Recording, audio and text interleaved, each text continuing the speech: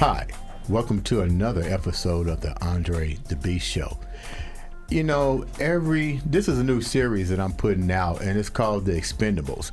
Let me explain to you what that means. It doesn't mean that expendable means that you're not useful anymore. It means that you bought some type of value and you're still bringing value to this day. Another area of the beast state of mind playing forward.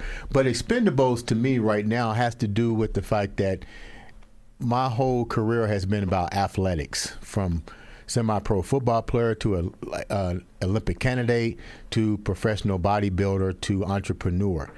The guests that I'm bringing on to the Expendable series are guys that I looked up to, men and women that I looked up to in the sport of bodybuilding, and I'm bringing them onto this show because they have a story.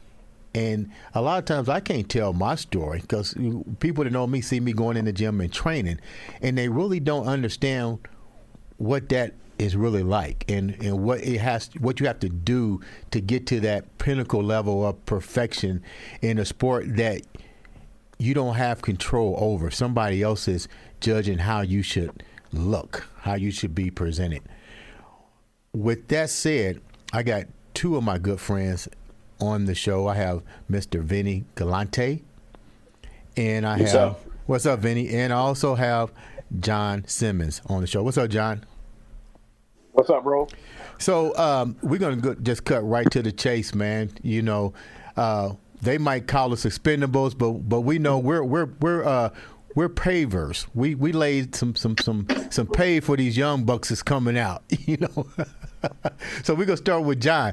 John, tell me a little bit. Tell the viewers about how you even got started in bodybuilding, and don't leave out Warner Roberts. Okay, all right. See, you want to go there? Yeah, we're gonna go there. All right. All right. Well, anyway, I first started out. It wasn't bodybuilding I started out in directly. I started out in powerlifting. Okay. And I got into that back in school, back in junior high, actually, back in Warner Robins. Okay. And but what happened was, my body started to develop more like a bodybuilder during the process. Mm-hmm. And so one day my brother challenged me. He said, I don't think you got the guts to do a show. Oh. You know? And that's where the whole process started. Okay. So obviously I went and did my first show. And at that time, you know, they gave out more awards. So you got awards for best arms, best abs, best back, the whole shot. Right. So my first show, I came in fourth place, and I won best arms and I won best abs. Okay. So that's how it started out. But what happened was, by the time I got to high school, through Warner Robins, of course. We'll talk about Warner Robins in a minute, and you guys have struggled on and off the field against my alma mater, Darty High Trojans. that may be so well appreciated in track only. I'll give you that in track. I'll give you that in track. Yeah. But football's a whole different issue. You know that. Yeah, I know. Football's a whole different world. But anyway, that's how it started for me, you know. And from that point, after getting into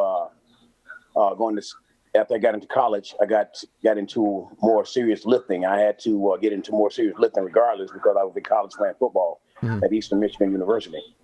And my training just took off from there. Basically, I just kept training and doing the whole process, developing myself. And after school was over with, is when I did a first legitimate show. Okay. The difference between the process of getting prepared then as it is to now is that when I came through, you pretty much had to learn what to do on your own. Right. And you learned that through trial and error. There wasn't so much information. There wasn't so much people who knew exactly how to guide you along the right way. Right. And just like I'm sure you learned on your own. And it was a trial and error process. Yeah. You know, that made it hard, but at the same time, it made it very refreshing because you learned as you went through the whole process. Correct. So that basically set me on the right track about what got me into it, and the more I learned, the better I got at things, and my career took off from there. All right, Vinny, are we here? Tell me a little bit about how your journey started. Well, I was about 15 years old, and one of my best friends, longtime childhood friend, Dino Nerney, and we used to take the bus from Jersey City to Bayonne to go to karate. Okay. And we were doing karate for about a year. And one day I walk right out the door and I see Billy's gym. And I didn't even know it existed. I never saw it before. Right. I'm like, what is that? And I walked in the door and I smelled the iron. I smelled the rubber. Yeah. And I was addicted, right on the spot, addicted. Right. And I never went back to karate. And it turned out that the guy who owned it, Billy, his grandfather lived next door to me. And my dad at the time had bought me some weights. And we were, I was putzing around in the garage and lifting. And I had the sand weights. Right. Not the sand weights. Yeah, I did have the sand weights at first. And then he upgraded me to the regular cast iron Weider weights. And you had a little red thing that you slide on and twist it. And, right. So I was doing dumbbell presses one day, and the weights fell off, hit me in the face. Oh, snap. He got rid of everything. And I don't know if you guys remember the Solo Flex. Yeah, I do. So my father got me a Solo Flex, and it was bands. It was ahead of its time, but it was actually pretty good. But this is all going on at the same time, and I'm going to take karate. I fall in love with the gym, but I don't know. I can't go in because you have to be 18 years old. And the owner of Billy's grandfather was next door to me, and I just walked up to him and I said, I'm 18 years old, but I can't drive. I was only 15. I went there anyway. I signed up, lied. I told them I was 18 years old. And they didn't ask me anything. That was back in the 80s. Nobody cared. And I would take the bus every day to Billy's gym. And these guys were telling me they were training for a show. I'm like, what's that? Like, it's a bodybuilding contest. And I'm like, I don't know anything about it. Right. And I said, okay, I'll enter it. They're like, no, it doesn't work that way. You have to go on a diet. You have to train for it. I'm like, well, when is it? It's in February. I said, all right. I said, well, it's like 4 months away. Can I do it? And they all just laughed at me. They were just like, yeah, whatever. So I went into it. I entered it. And I remember taking my posing routine very serious. Yeah. I remember taking the diet very serious. I ate McDonald's fish fillet sandwiches every day. Wait a minute. Wait, what? No joke. I'm 16 years old. I don't know. These guys aren't helping me. Oh, okay. So I did it. I took third place out of 3, and I was just blown away by the experience. And I don't know if you guys remember. I think in the 80s at the Olympia when it was in Columbus, Ohio, where the Arnold is. There was a gentleman by the name of Len Boslin. He used to MC. He had a very deep voice. Mm-hmm. And he was friends with Billy Schultz, who owned Billy's, and Billy had him MC the show.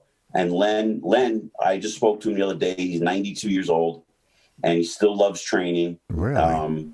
And we talk every now and again. And he told my father that day, your son has the potential to be a good light heavyweight. Again, I had no idea what that meant. I didn't know anything. Right. And New Jersey and New York was a hotbed for bodybuilding. And the gym I trained in at Billy's, I was very fortunate.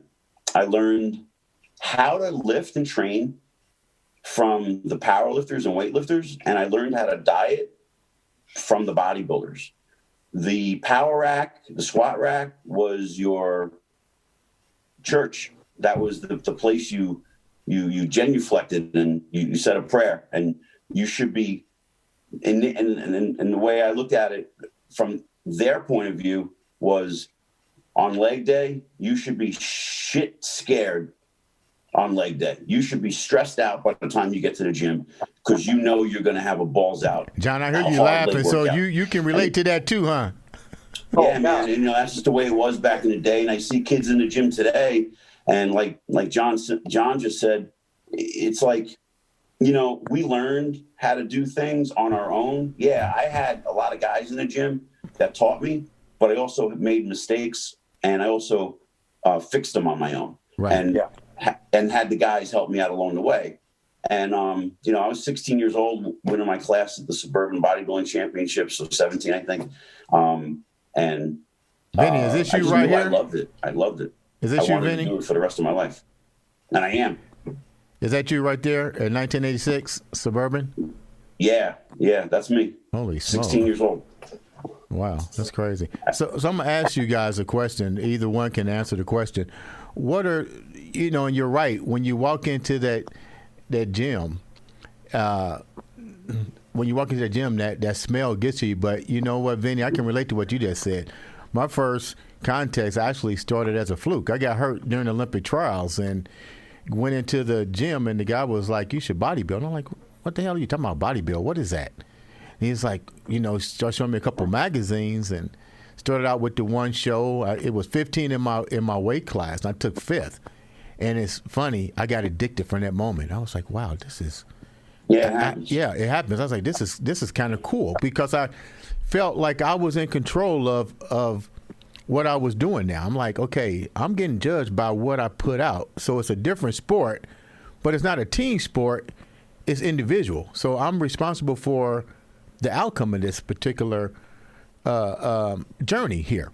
So my question is, for either one of you guys, when you did your first show, how addicted did it become to you that you decided this is the road that I want to take? Instantly. That's a fact. What you have to realize, though, when you do your first show, and it really has nothing to do with how the outcome comes about. You will know after you walk up that stage if you're going to go back and do another one or not, because two things are going to happen. Either you're going to do very well at it and stick your chest out and say, "Yeah, I love this," or either you're going to stink and still say, "I love this," or say, "This sucks for me," and go away. So even though I didn't place high in my first show, I knew that this was something that I wanted to encounter and take on. So once you get past that first one, you'll know if this is going to be your journey or not, because that would dictate everything else that's going to happen to you for the rest of your future in that sport. Absolutely. When did you guys make the transition to say, okay, this is no longer an amateur? Let me rephrase this, because we see this a lot, and you guys are all judges now, so we can relate. At first, when you're not a judge or whatever, you trophy hunt. When did the light click on that you go, I'm tired of the trophies, I'm ready to go for the big guns, I want the pro card? So I can okay. So in the beginning, and this is going to be funny, but in the beginning, I got a lot of attention from the girls, right? And that was great for a little while. And I remember, I remember clearly, I was dating a girl and I was on a winning streak, and she comes to see a contest, and I don't even place in the top 5, and I'm standing on the side to go out with the top 5, and I was pretty cocky and arrogant, thinking I'm going to be out there, I'm probably going to win this, and I didn't make top 5, and it clicked in my head that moment, like, who am I doing this for? Right. What am I doing this for? And I was very fortunate that my father had a very good business sense. He owned a taxi and limo service for over 32 years. So he ran a business, and he said to me one day, if you're going to do this thing, if you're going to do it, give it 100%. But I don't mean 100% in the gym also. I mean, I don't mean 100%. I don't mean 100% in the gym alone, but you also have to apply. How are you going to get into a magazine? How are you going to get on a cover? How are you going to get all of those things? And, back in the day, right before it got big, there was a period, John could tell you, there was a period where nobody had contracts, nobody had anything. And then there was a good period right before, I would say, social media hit, that you had the opportunity to get good contracts. When social media came around, it went to the toilet, it went down. But what I would do is, I'm moving forward a little bit, but when I was going into the nationals, so John and I win our classes at the USA, and Sean Ray came up to me and said, you need a year or two to build your physique a little bit more. However, this win tonight can skyrocket you for the next 2 years with guest posings and magazine covers and guest posings. Mm-hmm. I said that already, guest posings, seminars, all that stuff. So what I did was I would write to everybody, every name in Flex magazine, Muscle and Fitness, Muscular Development. There was a magazine at the time called MTI, Muscle Training Illustrated. And I would just write to everybody, and I would put together a little packet and send it to everybody. Unfortunately, nobody ever wrote back. But one day I landed a photo shoot, and with John, correct me if I'm wrong here, Jason Mathis, do you remember him? Yeah. Yeah, I landed a photo shoot with Jason Mathis, and my work ethic was, he told me at the time, was better than anybody he's ever worked with. I didn't deviate from the photo shoot. I didn't walk away. I held my stomach in. I just did what he asked me to do. I didn't complain. I was there for hours. I didn't eat, but I did the photo shoot. And that caused a reputation for me to get other photographers involved. And so every time I would go to the nationals, I would contact photographers, tell them that I'm going to be in town after the nationals. I would do this on my own dime. I pay my own way. And I would do probably 10 days worth of photo shoots at Gold's Gym. And then, next thing I know, all through 94 to 2001, I landed on about 30 magazine covers, a lot more features in magazines. I ended up with Universal Nutrition, Animal Pack for 18 years. So I looked at it as a business, mm-hmm. and I approached it as a business. I'll tell you a funny story that was also a wake-up call. Just before Universal signed me, I was with, I don't want to mention his name because I don't want to make him look bad, but I was with a guy. We were down in Florida. We were guest posing, and I was so excited. I just landed a commercial with Twin Lab, and he tells me he's excited for me and he's happy for me and all of that, right? I said, yeah, I start to shoot next Wednesday when I get back. Monday I get home, I find out he's got the commercial. I don't, because he was a contracted athlete and I wasn't, so he made a phone call. And from that moment on, I realized, just keep your mouth shut. Never tell anybody what your business is. And after that, if I ever had anything in the pot soon, I would never tell anybody until it was already done. Yeah, that's for sure. It's so many different avenues that lead you to where you're trying to get to. Just like Vinny said, everybody's got a different story and a different path. Some guys have a higher threshold of how fast they want to get there, and some guys have a different way of wanting to attain it. But after a show or two, if you do well, and you go to a national level show and you think that, okay, I think I can do this.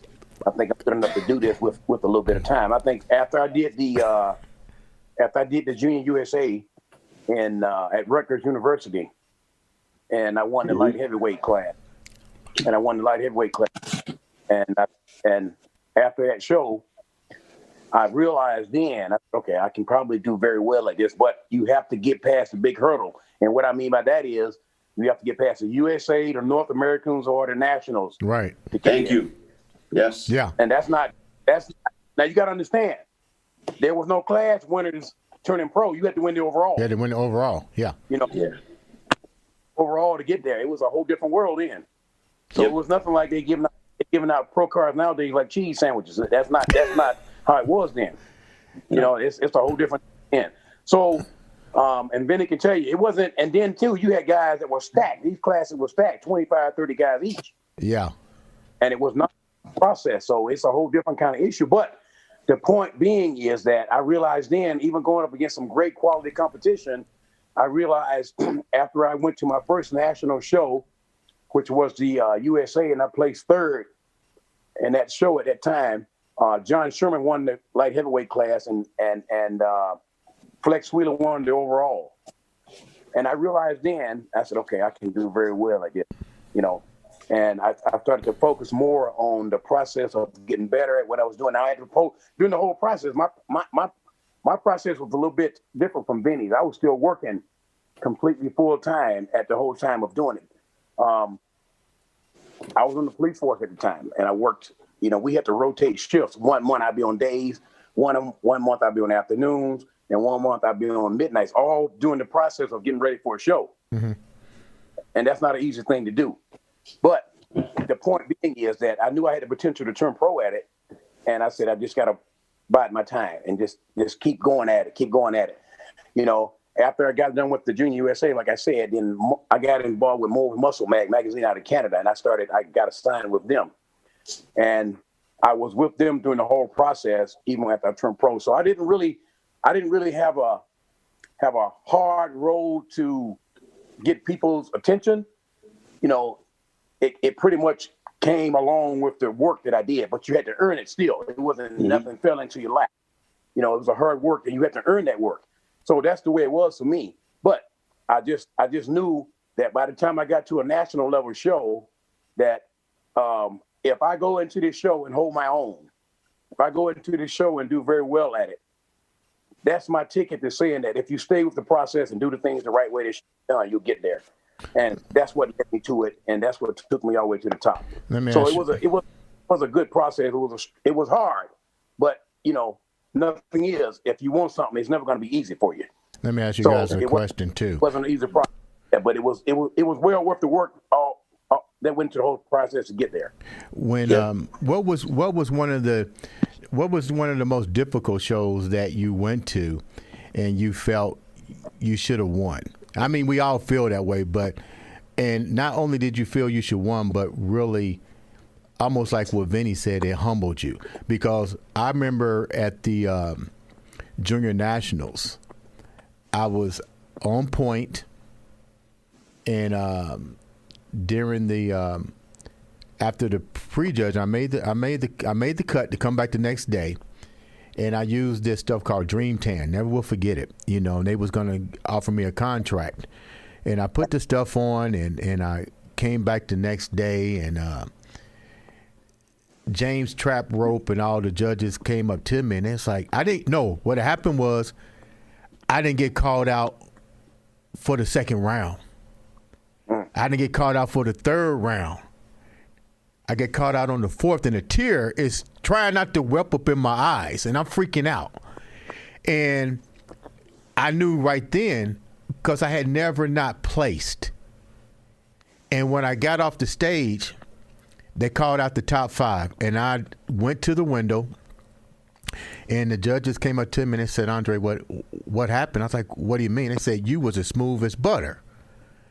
And then they looked at me, and I wasn't, but I had used that dream crap.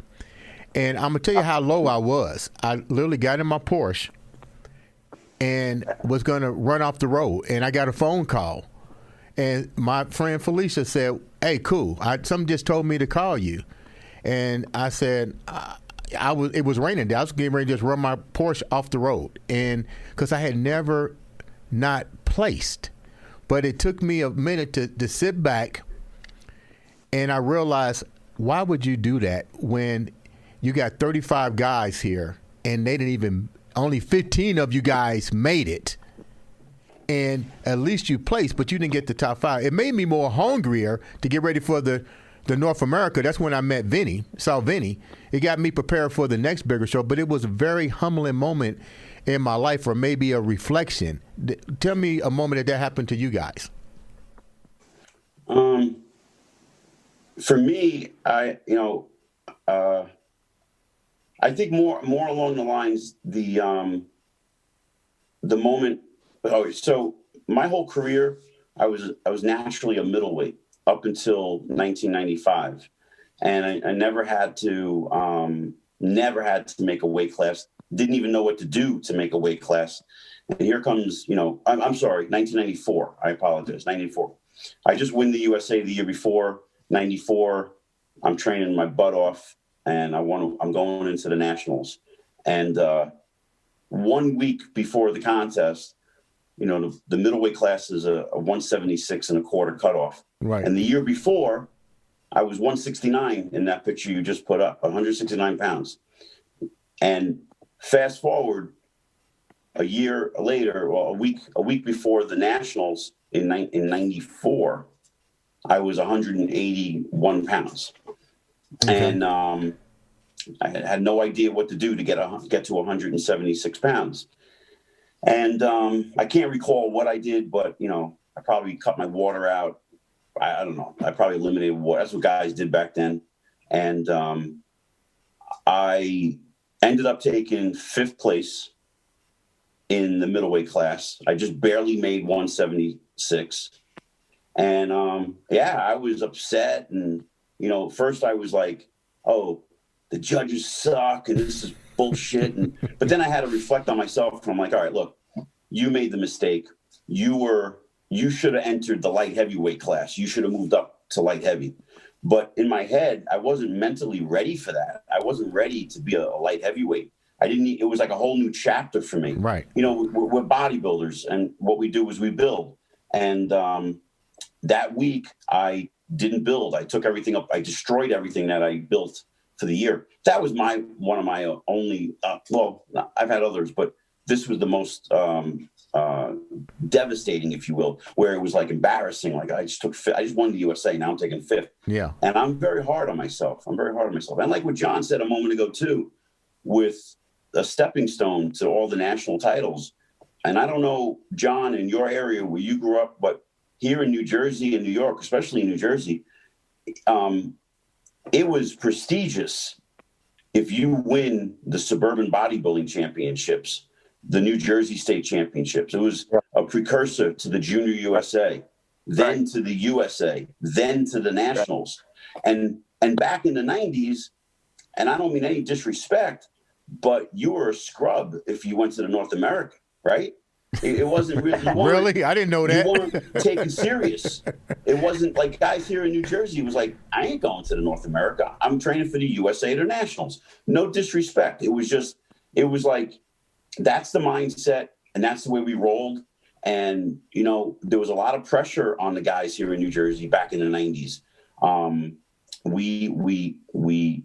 There was a lot of like turmoil in a sense, like guys didn't like each other because, but in a friendly way, right, in a competitive way, not in a real, but there was some, there were different cliques and schools, in the sense of like this group and that group, different gyms. But I kind of got along with everybody, and then heard they talk shit about me behind my back because like they were like say, what the hell's why is Vinny Galanti getting all this publicity? But they didn't know the backstory behind it, where I would do all my work to contact photographers and make a living out of it, and that it became a job to me, Right. And I also, John, I did work for the Jersey City Parking Authority while I won the USA and did all the national shows. I was drilling holes in the ground for parking meters and snowplow removal. I worked. I had a manual labor job. John, what was one of the devastating moments in your career that you can remember? Well, I think it was after I went to the Junior USA and won the light heavyweight class. So you're on a roll, and then from there, I go to the North Americans, and I win the light heavyweight class there. And then all of a sudden, I go back to the Nationals for the first time, and okay, then now I'm in a whole different world. Yeah. But you're on a high. So I go to the Nationals and I place 7th. And I'm like, whoa, man, this is Another world. This is a completely different world. The thing about it was, if you know what you were up against, and even though I didn't do as well as I thought, and I thought I should have done better, I kept it together. I was saying, you got to understand two different processes here. You at the Nationals now, you got guys who coming back here 2 or 3 years, and some of them come back 4 or 5 years, even longer than that. Sometimes they never get anywhere. Mm-hmm. So you got the best of the best trying to get over the hurdle. Mm-hmm. And I had to realize that also, even though you may feel like, okay, I'm just as good as they are, that may very well be. But that's not always the case. Is sometimes, even if a guy may be just as good as you are, but if he's been there 2 or 3 times and the process and the whole system realizes that, more than likely, he's going to get the nod. Because in a lot of people's mind, he paid his dues. Hey, but check this out. Check this out, John. Check this out. And you also got to take into consideration that it's a lot different back when we were competing, because like Vinny said, if you wasn't on the cover of a Flex magazine or you didn't do your due diligence, you was pretty much the favorite going in. So that's who you was like. If he was in your weight class, you go, wow, but let's go a little bit deeper than that. I remember when Flex Wheeler was the favorite to win, I think, of the Junior National, and who came out of the woodwork that nobody ever heard of, Kevin LeBron. Yeah. So you got the guys that you never even heard of that came out of the woodwork, and you go, holy crap, where did this guy come from? And now you don't throw a wrench in it because we didn't have social media. Yeah, absolutely right. But see, the thing about it was, you got to understand too, that was pure innocence, that was pure truth, because you didn't have social media hyping these guys up. Nobody knew what these guys looked like. So when you got to the show, it was what you saw. Yeah. You know what I mean? So there was nothing to say other than if you had magazine coverage, like Vinny said, if you got the magazine coverage, okay, that was your publicity. Right. You know, we didn't have this what we have now, but that's what you had to go on. But see, it was more innocent then, because like you said, you get a guy come out of the woodworks, he got to be phenomenal to come out and beat a guy that's on the cover. But the thing about it was done the right way without any hype of saying, okay, this guy's a major favorite, let's concentrate on him. Right. That was not the case then. Right. That wasn't the case with us. Every man was for himself. Either you beat me or you didn't. Right.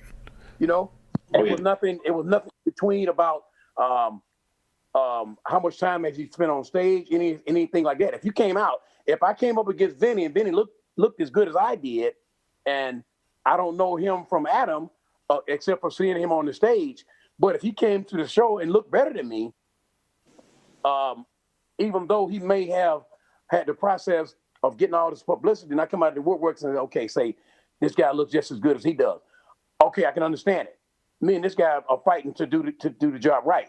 I didn't get there, or he didn't get there, because he had a whole bunch of publicity behind him other than what you got from a magazine. That's all we had to go on.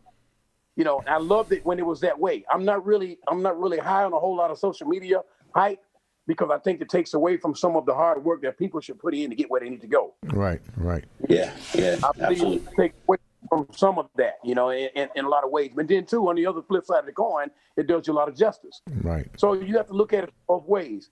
What's more important? Is it to hype a guy up so that he does better, or is it to hype a guy up and give him the nod because he can go on his past laurels that he's done? Right. So it's a whole different it's an equation to look at when you're dealing with something like that. I'm gonna say something to Vinny, and I'm gonna address you too, John. And I told Vinny when we was off the air, I remember meeting him at the North America, and as we was getting ready, I looked at him, and he had already had the publicity. So my mindset was like, okay, he's the favorite going in. But he was in a weight class above me because I didn't understand the kilos, because I actually would have had been competing against him. But I did what Vinny did. I dieted up, but I had to go in at a lighter class because I was 1 pound away that I couldn't shed during the weigh-in. But I told Vinny this, and that's one reason why I contacted him to be on the show, because I admired his physique. He just had this classic Bob Paris type look that, just streamlined. And I remember telling Vinny, he probably don't remember this, as he was getting dressed, I said, hey, man, I introduced myself to him. I said, I'm a big fan of yours. I said, and you know what? I'm going to go out there and watch you, because his class was after mine.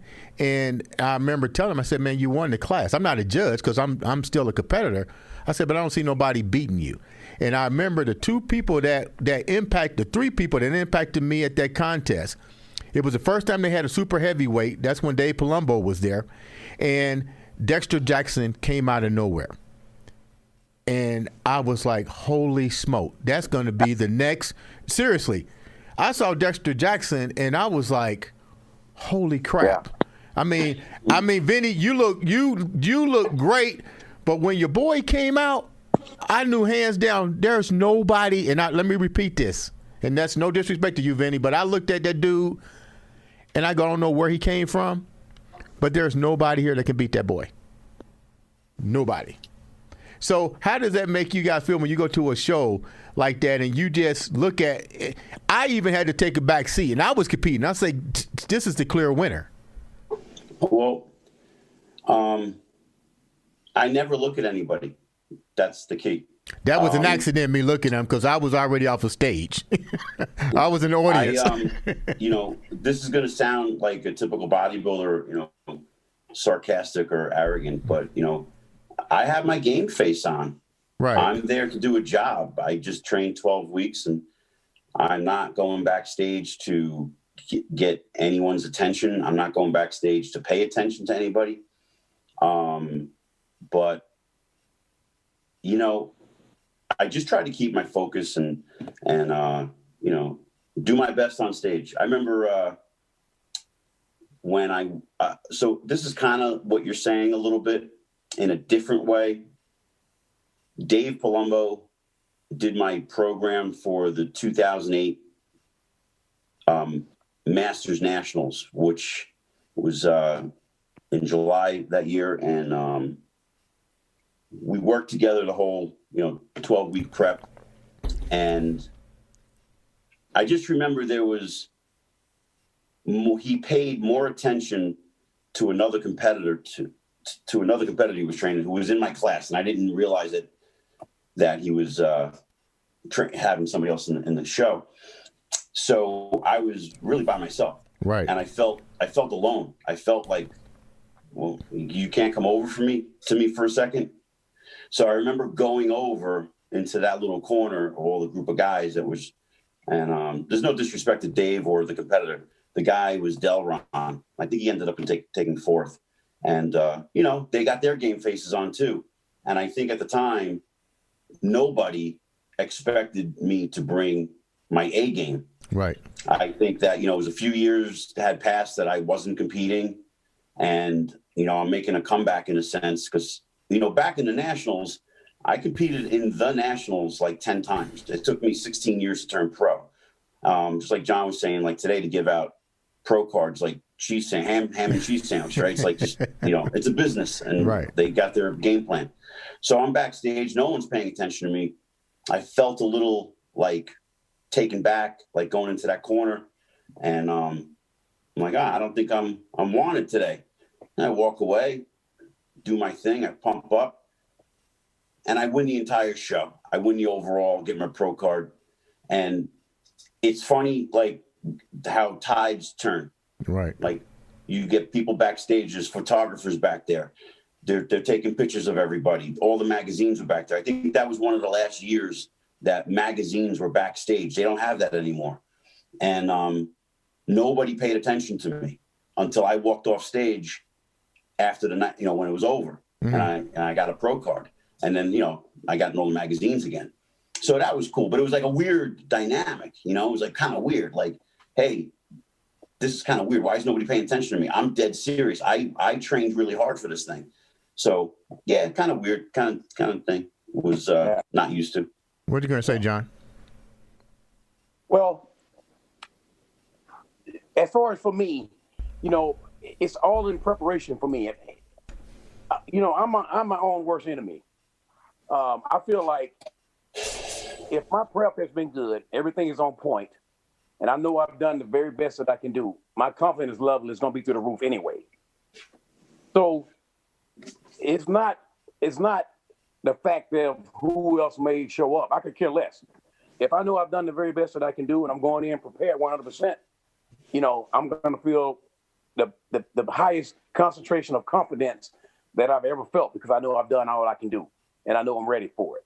Now, if somebody comes in and they're better, so be it. But I don't go into it saying, okay, there may be a chance that somebody could do this for me. I don't think like that. Mm-hmm. Now, I'm a realist at the same time.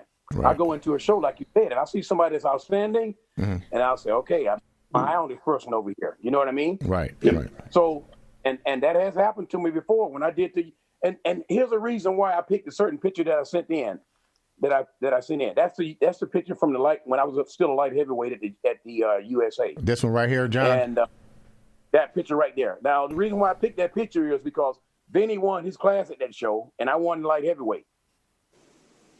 And that put us pretty much on the same parallel. But the thing about it was, and I don't think he felt the same any different than I did.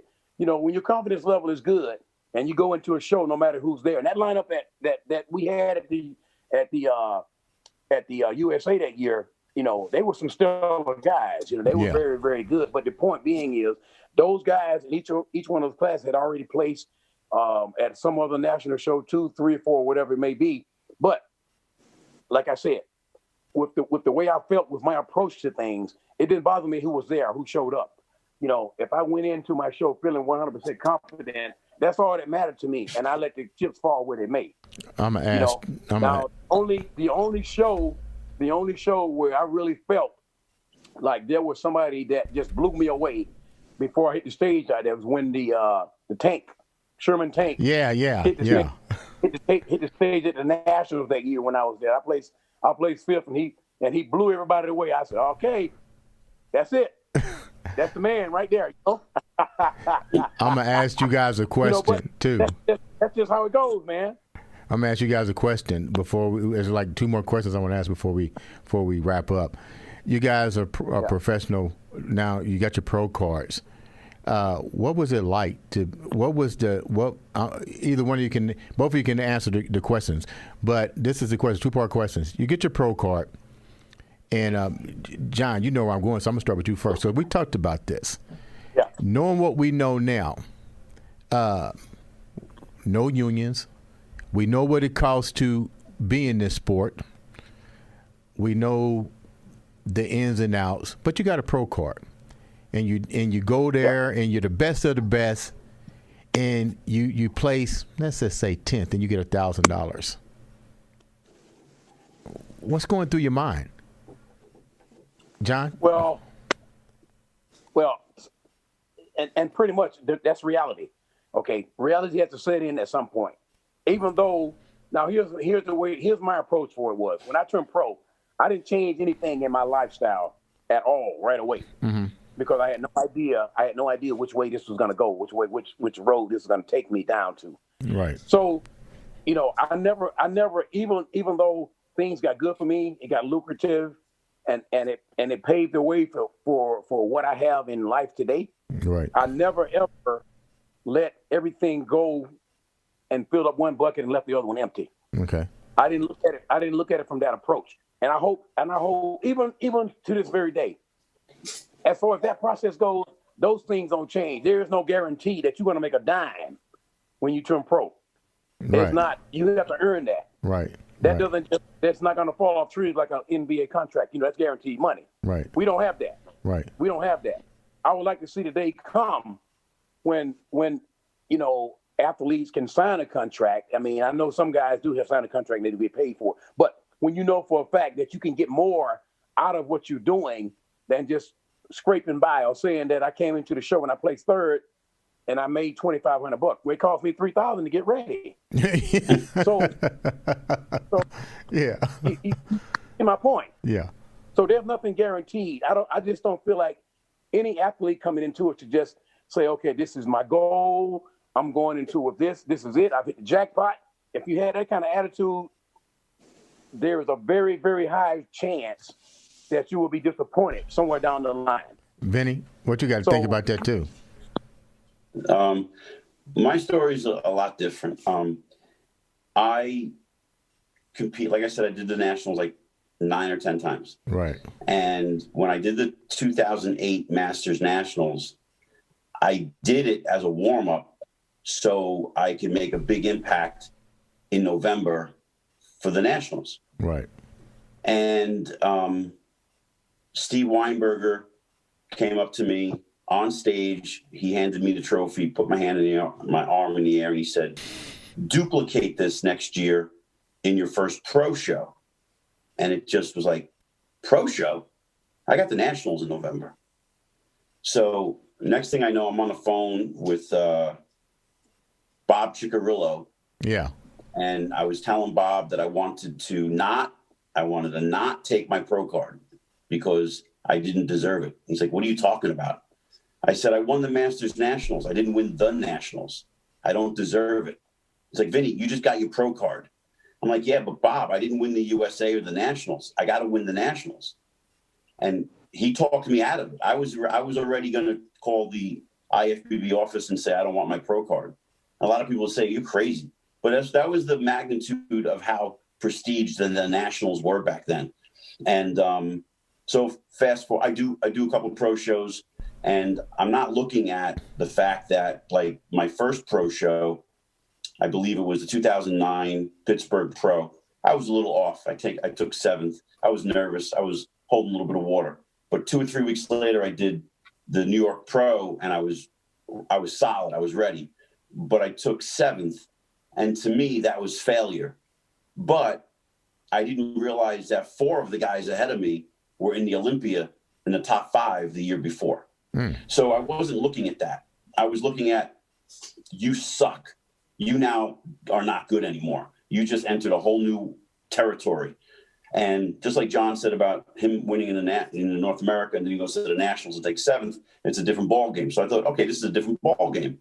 And I tried harder, and I tried harder. And then the harder I tried, the worse I got. And everybody was like, and this is a point, never in my career did I ever listen to anybody until now. And then I started listening to people. You got to get bigger. You got to get bigger. And what I was known for, a small waist and wide shoulders, they were disappearing. My waist was getting bigger, and my shoulders were getting narrower, and my placings were getting worse. And I led into some pretty bad depression. And I said, the hell with this. I quit. I'm done. And 2013 was like the worst, most horrible condition I ever was in. I walked away from the sport and came back in 2018 to compete. And I took dead last in the Masters Baltimore Pro, and it was a shell of me. I continued training the whole year, and I came back last year, and I was signing the contracts for the Masters Pittsburgh Pro. And my wife says to me, you're going to enter the 50 and the over 40? I said, yeah. She goes, Vin, are you sure you could place in the top, the over 40? I'm like, oh, man. I said, listen, if I just win the over 50, no one's going to give a crap. No one cares. I got to win both. And turns out I win both, and I'm the only guy that has ever done that. So I'm proud of that. And, my next step is to kind of redeem my 2013 year. Mm-hmm. I don't care about the placing. And there's a story to that. We could do that another time. But I want to go into a 212 show to close that door, close that chapter, redeem myself. Just a personal thing. I'm not unrealistic. Like John's saying, he was never unrealistic about if there's somebody better in a show. I've been up against guys like that who were better than me. And when I had my A game and somebody was better than me, just because you're great and you're in your best condition ever doesn't mean you're going to win. It just means that somebody better didn't show up or somebody better is going to show up. And I'm realistic with that. So I want to do a 212 show. And probably after that, I'll stick to the Masters. And, I'm going to be 54 years old next April. And I still love this stuff, man. Before my feet hit the, floor every morning I wake up and I think about what am I training? I'm 54. And it is me in my basement. I'm 53 years old and I still think that way. I don't know, I'm nuts, right? So I'm still that 16-year-old kid that walked into Billy's back in 1983. All right, guys, before we wrap up, let's go back to John. We want to tell the viewers what you guys are doing now besides training. You guys definitely are doing something constructive. So let's start with John first. John, what are you doing now outside of still training? Well, I got a lucrative, pretty good training business going at the time. It's been pretty stellar for some years now. And, I promote 2 shows a year. Tell us about the shows and how we can find those shows and contact you if people want to know more information about the show and your training services and things that you have to offer. Yeah, well, it's two national qualifying shows that I put on every year, and usually the John Simmons. The one is the John Simmons Classic, and the other one is the show that I team up with, and it's just pretty recent here that I teamed up with Miss Olympia Linda Murray. Her show is we're putting the show together, and it's going to be in August. Mm-hmm. So one show is in May and one is in August. And besides the fact that the training business is going well, I promote posing clinics every month. And other than that, I will do some outside work on the side a little bit with the security stuff that I've been trained in. So, but it's keeping me well versed, it's keeping me well secure. I have nothing to complain about, but business is well, and it's been rolling smooth for some years now. So it's all been good for me. Is this the show, John? We're pulling up on the screen right now. Can we get it up, Jason? Is this the show? Yes. Okay. Yes, that's it. Okay, so they can check you out and contact you through the information that's on this. We'll put it on the website. I mean, not on the website, but we'll post it on the podcast too as well. Can you see it, Jason? There we go. And this is the one that has Linda Murray with you? No, that's the one I do alone. The one with Linda Murray is not until August. If we come back on again, I can have different information that'll promote that. Okay. If that comes out before, because we don't know how things are going to roll up for next year anyway. So everything's kind of in the air right now. Okay. So we're going to have to wait and see how it goes. But yeah, so it's some good things in the makings for next year, and looking to add another show to it if everything goes well. So it's going to be pretty good year. Don't go nowhere. Vinny, let the viewers know what you're doing right now, and if there's something we need to let the viewers know that you're doing. So John, I can tell you that I know a really good guest poser that needs a job. I can guest poser your show. Yeah, I got you, man. You're already ahead of me. I was already thinking that anyway. All right, cool. So everybody can contact me at Vinny Galanti _ on Instagram. I'm doing same thing that John does. Guest posing, teaching posing, and a lot of training clients. The COVID was this whole lockdown and the quarantine, really put a hold on everything. But I managed with stuff like this with Zoom and doing clients online. But yeah, I'm available for personal training. I'm in New Jersey, and you can reach me on Instagram at Vinny Galanti _ Before we leave, I'm gonna leave it with Vinny right now, and I'm gonna go back to John. And I ask this with all the guests on the show. We all dealing with a lot of stuff going on in the world, from having to get shut in to not racial tension, the whole 9 yards. Vinny, lead these people with something positive right now. Like I said a second ago, before I hit the floor every morning, I think about training. But the second thing I think about is how grateful I am, and grateful to do what I do. And I actually do say a prayer before I go to bed and when I wake up in the morning. I belong to a men's Christian club, a group in Ramsey, New Jersey. And, I'm part of a cornerstone where we set up a whole weekend, and I'm all about positive Christian lifestyle. And I know you guys are not the same color as I am. That would be stupid to say I don't see that, but that doesn't mean I judge you or you judge me. And I don't understand that thinking. I've grown up with all black guys and, women and Spanish, Puerto Rican, whatever. I don't give a shit. Doesn't matter to me. All I care is about treating people good, being positive, and I always, always, always take a step back when someone's in a bad mood. And I say, it's not me. They got something going on in their life. And if I can't lend a helping hand, then I just back off and let them go through their day. And I think we need more of that in this life, in this world. I'm humbled and I'm blessed, and I thank you for inviting me on this show. And, I really am truly blessed that I could do what I'm doing still for the thing I love, the last 30 something years, 35 years. So I thank you. John, give the viewer something to remember. Well, I think what I would like for the people to remember, and to not just remember, but to keep in the back of the mind, especially nowadays when we're going through these epidemics, not just the epidemic that we're going through with the virus. There's so many other issues that have made a lot of people feel in despair. I think, though, in my life, what I would like for people to realize, and I guess I feel this way, is because, when you do the best you can do to take care of yourself, when you do the best you can do to stay healthy, when you do the best you can do to stay on top of things, and you run across someone who's don't have the intensity with how to deal with life, don't have the drive to do it, and you see so much more of that nowadays.